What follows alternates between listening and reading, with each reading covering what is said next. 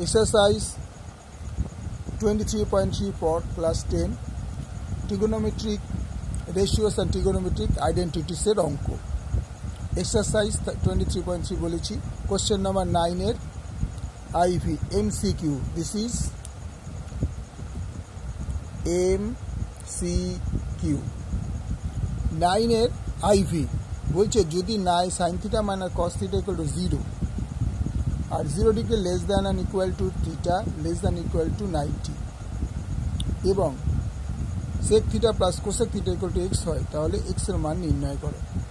x এর মান বার করতে বলেছে। অ্যান্সার অপশন কি কি আছে?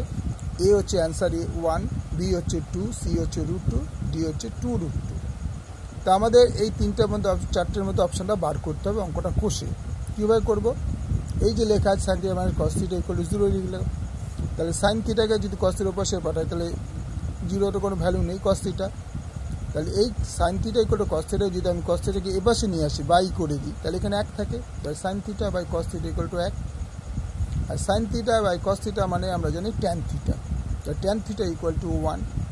এই যে tan theta কে আমরা এদিকে স্কোয়ার করলাম আর এই যে 1 কে 1 স্কোয়ার করলাম, তাহলে কি tan অর দেওয়া tan square theta equal to 1।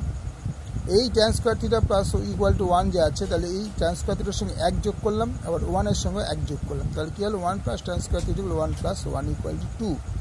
আর এই পুরো কথাটার মানে হচ্ছে sec square theta equal to 2 আর sec স্কোয়ার ছিল বলে 2 আর যখন sec থিটা করতে ওইদিকে রুট হয়ে গেল √2।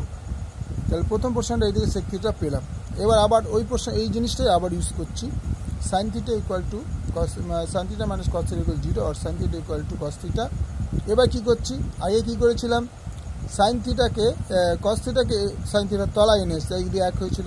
এবার কি করছি sin theta কে cos theta নিচে নিয়ে তাহলে এদিকে 1 থাকে, তাহলে cos theta by sin theta equal to cot theta, তাহলে cot theta equal to 1, তাহলে এদিকে এই cot theta কে স্কোয়ার করলাম 1 এর স্কোয়ার করলাম, তো cot square theta equal to 1, তার সঙ্গে দুদিকে 1 যোগ করলাম, এই cos স্কোয়ার সঙ্গে 1 যোগ করলাম 1 এর সঙ্গে 1 যোগ করলাম, তাহলে 1 plus cos square theta 1 plus 1 equal to এটা মানে হচ্ছে cosec square theta equal to 2 √2 আর cosec স্কোয়ার থিটা √2 আর cosec থিটা ইকুয়াল টু √2।